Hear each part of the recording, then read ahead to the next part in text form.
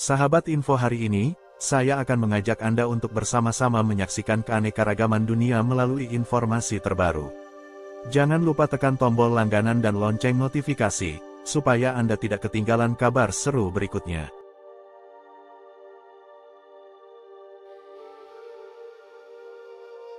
Inilah 8 mega proyek termahal era Presiden Jokowi, tercatat dalam sejarah pembangunan Indonesia. Indonesia, sebagai negara dengan populasi yang besar dan geografi yang beragam, selalu menghadapi tantangan dalam pengembangan infrastruktur.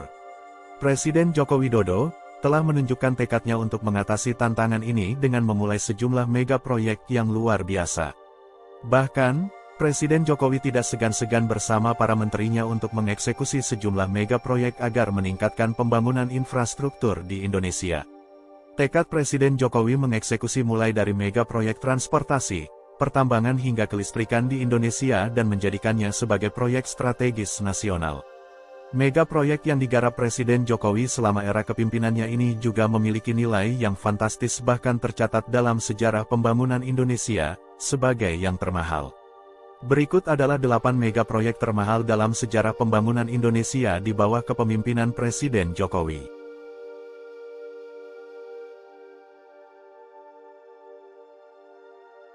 1. Mega proyek IKN. Progres konstruksi infrastruktur dasar ibu kota negara tahap 1 telah mencapai 62,65%. Kementerian Pekerjaan Umum dan Perumahan Rakyat menargetkan proyek tersebut rampung pada 2024. Saat ini untuk progres pada segmen 3A sebesar 48%, seksi 3B sebesar 57%, dan seksi 5A sebesar 67%. Ketiga seksi ini ditargetkan rampung pada pertengahan tahun 2024 pada sekitar bulan Juni atau Juli. Sedangkan untuk seksi 6A Riko Rencana Outer Ring Road IKN dan seksi 6B Rencana Outer Ring Road Simpang 3 saat ini sudah dimulai dengan progres 4,8% dan seksi 6B sebesar 17,5%. Progres konstruksi infrastruktur dasar ibu kota negara tahap 1 telah mencapai 62,65%. Kementerian Pekerjaan Umum dan Perumahan Rakyat menargetkan proyek tersebut rampung pada 2024.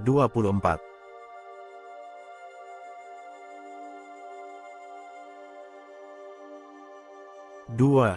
Jalan Tol Trans Sumatera. Proyek ini adalah lanjutan dari rencana Presiden sebelumnya, namun Jokowi telah melanjutkannya dengan tekad yang besar. Dengan total panjang jalan tol mencapai 2.812 km, pembangunan ini menelan biaya sekitar 538 triliun rupiah dan menghubungkan transportasi darat dari Aceh hingga Sumatera Selatan. Jalan Tol Trans Sumatera adalah jaringan jalan tol sepanjang 2.818 km di Indonesia yang direncanakan menghubungkan kota-kota di Pulau Sumatera, dari Lampung hingga Aceh. Jalan tol ini adalah jalur nadinya Pulau Jawa dengan Pulau Sumatera dan kelanjutan dari Jalan Tol Jakarta-Merak. Dikarenakan secara ekonomi pembangunan jalan tol di Sumatera masih terlalu berat, serta kurang diminati investor, maka awalnya disepakati untuk membangun perusahaan patungan antara Jasa Marga dan setiap Pemda di Sumatera. Pembagian tugasnya adalah Pemda membebaskan tanah dan mencadangkan sejumlah kawasan di sepanjang jalan tol untuk sebuah proyek bisnis pada masa depan yang akan kelak dikelola bersama. Presiden Joko Widodo melalui Perpres No. 117/2015 tentang perubahan atas Peraturan Presiden Nomor 100 Tahun 2014 tentang percepatan pembangunan jalan tol di Sumatera, yang menambah penugasan kepada PT Hutama Karya Persero sehingga menjadi total 24 ruas tol di Sumatera.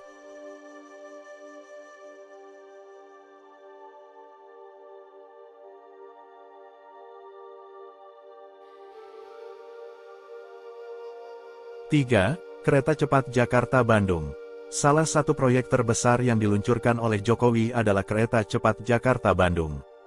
Proyek ini, yang berkolaborasi dengan pemerintah China, awalnya dianggarkan sekitar 85,41 triliun rupiah, namun biayanya telah membengkak menjadi 112,5 triliun rupiah karena eskalasi harga.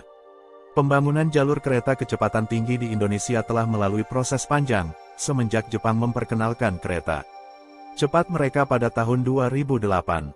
Di tengah-tengah studi kelayakan tersebut, kerjasama proyek tersebut diambil alih oleh Republik Rakyat Tiongkok dengan menghadirkan skema yang menurut Cina tidak memberatkan pemerintah.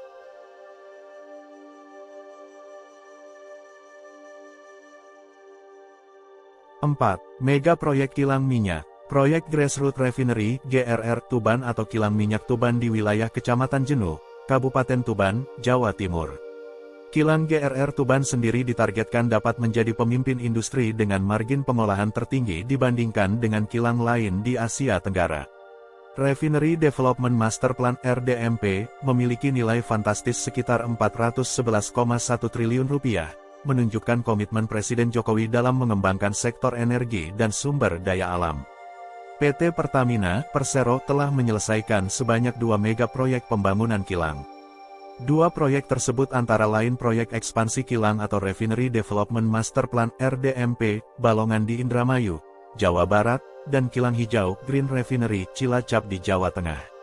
Blok abadi Masela terletak di Maluku dengan estimasi produksi di masa depan sekitar 9,5 juta ton LNG per tahun dan sekitar 35.000 barel kondensat per hari. Proyek ini juga akan memasok 150 juta kaki kubik gas alam per hari melalui pipa untuk memenuhi permintaan gas alam lokal. Sedangkan IDD yang berlokasi di Cekungan Kutai, Provinsi Kalimantan Timur dengan potensi produksi untuk gas alam dan minyak bumi 27.000 barel per hari. 2 proyek gas besar di Indonesia yakni Blok Masela dan IDD harus diteruskan karena penting untuk transisi energi.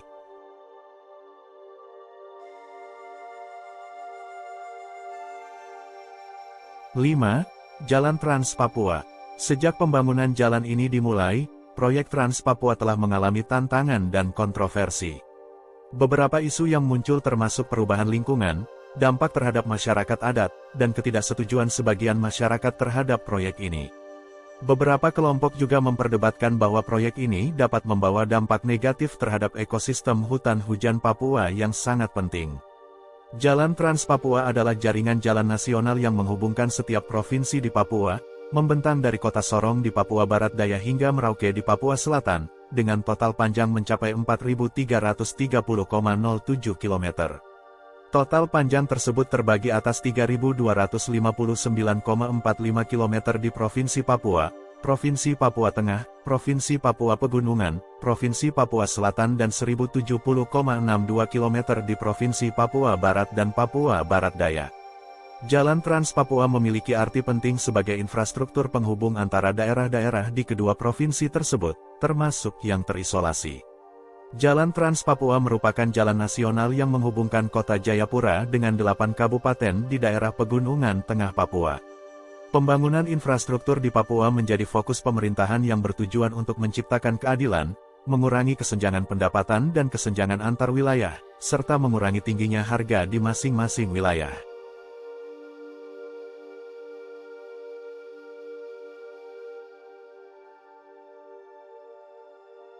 Enam, mega proyek smelter single line terbesar di dunia. PT Freeport Indonesia membangun smelter atau fasilitas pemurnian tembaga desain single line terbesar di dunia, yang terletak di kawasan ekonomi khusus Java Integrated Industrial and Port Estate (JIPE), Gresik, Jawa Timur. Dalam peninjauan yang dilakukan pada Jumat tanggal 13 Januari, Direktur Utama PT FI Tony Wenas menjelaskan, single line yang dimaksud adalah penggunaan hanya satu jalur proses.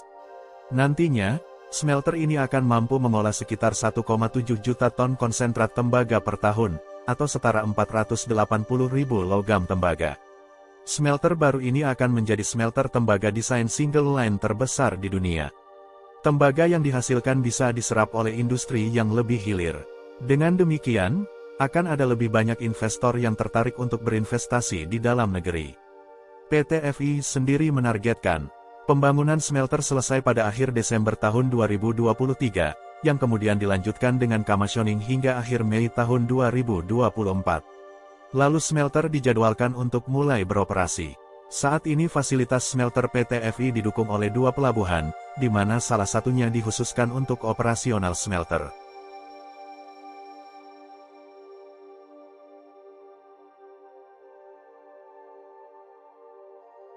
Tujuh. PLBN, Pos Lintas Batas Negara adalah tempat pemeriksaan dan pelayanan keluar masuk orang dan barang dari wilayah Negara Kesatuan Republik Indonesia.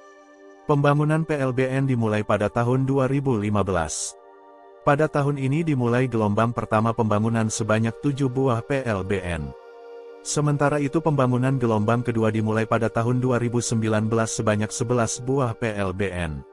Pembangunan PLBN tidak hanya bertujuan untuk pos lintas batas negara saja, namun juga akan didorong untuk menjadi pusat pertumbuhan ekonomi baru, yang dapat meningkatkan kesejahteraan masyarakat di kawasan perbatasan.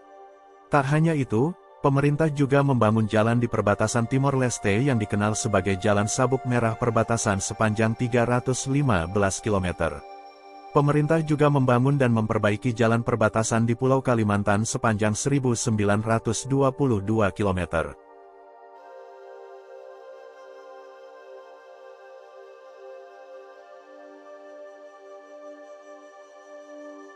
Delapan, Pelabuhan Patimban. Pelabuhan Patimban adalah sebuah pelabuhan yang ada di Patimban, Kabupaten Subang, Jawa Barat. Pelabuhan Patimban direncanakan akan dibangun dengan kapasitas 2,74 juta teus, di atas lahan sebesar 300 hektar. Total dana yang dibutuhkan, diperkirakan mencapai 43 triliun rupiah. Sebanyak 79% dana, berasal dari pinjaman dari pemerintah Jepang, 10% dari APBN, serta 11% dari badan usaha pemegang konsesi. Pada fase pertama, pelabuhan ini siap layani 3,75 juta peti kemas, dan 7 juta di tahap ketiga. Kedepan akan disinergikan dengan Pelabuhan Tanjung Priok. Pelabuhan ini terkoneksi dengan akses jalan tol, dan kereta api. Direncanakan akan rampung 2027. Pelabuhan Patimban di Subang, resmi dikelola oleh swasta yakni PT Pelabuhan Patimban Internasional. Saat pembangunan selesai pada 2027 mendatang, pelabuhan tersebut bakal menjadi pelabuhan terbesar di RI.